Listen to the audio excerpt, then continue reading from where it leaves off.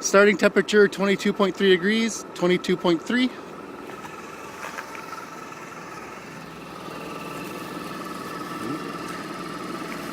And the starting mileage is 12,936, 12936. Into the shadow.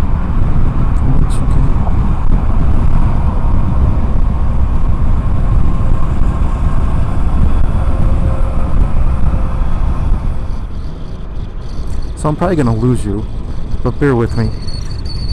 So I work for a financial company as a software developer, and we had one of the guys that he'd left the team. Basically, he's going back to work for his former boss, so that makes sense. But so we're interviewing new people.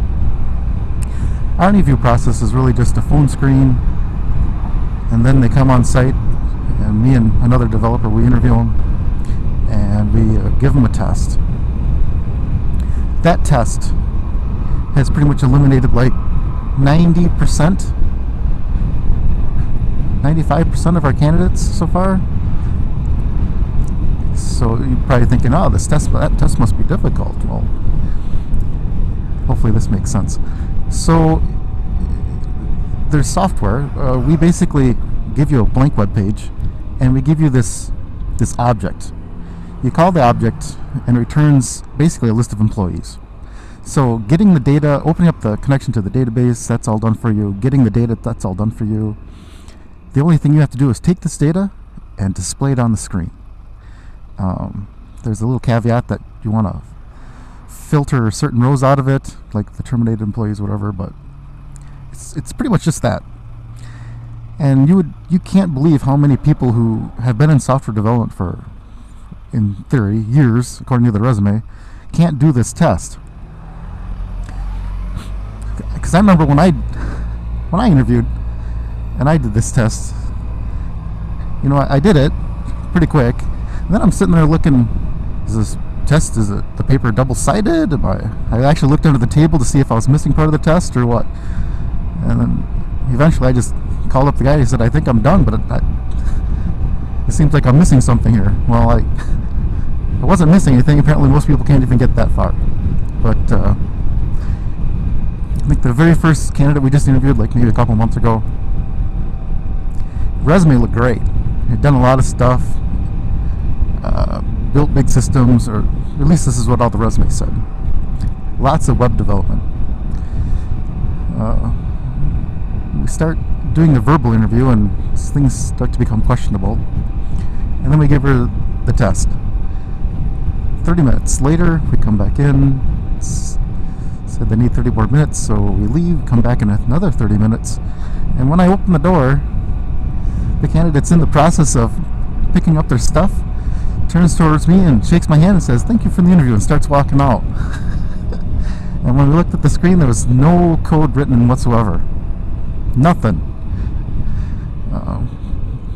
We had another candidate who actually did the test, but it took them 2 hours.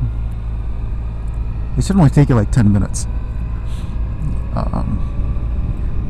So I guess you could say, well, something about the interview process must be hard. Well, the other guy,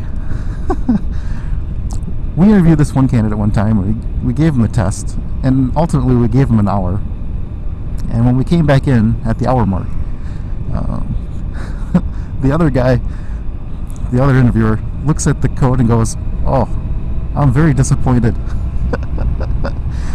I thought the candidate was going to cry, so you know, I intervened and tried to recover the situation. Obviously that wasn't the best comment to make, but by the other guy. But I guess, you know, he was just saying what he was thinking, and ironically I was thinking the same thing, so I wouldn't say it, of course, but come on, you have 15 years of software development experience. You should. How hard is it to display data on the screen? And like all of our candidates have been like this. We actually did have one candidate make it through. They're in the process of being scheduled for a follow-up interview by our manager. So we'll see how that goes. Anyways, in short, don't lie on your resume. We're going to find it. And then we're probably inadvertently going to make you feel bad about lying on your resume. Or maybe you'll get a job. Who knows? Let's see if I can turn here without slipping. Alright, almost at work. Okay, ending mileage 12,977, 12977. Later.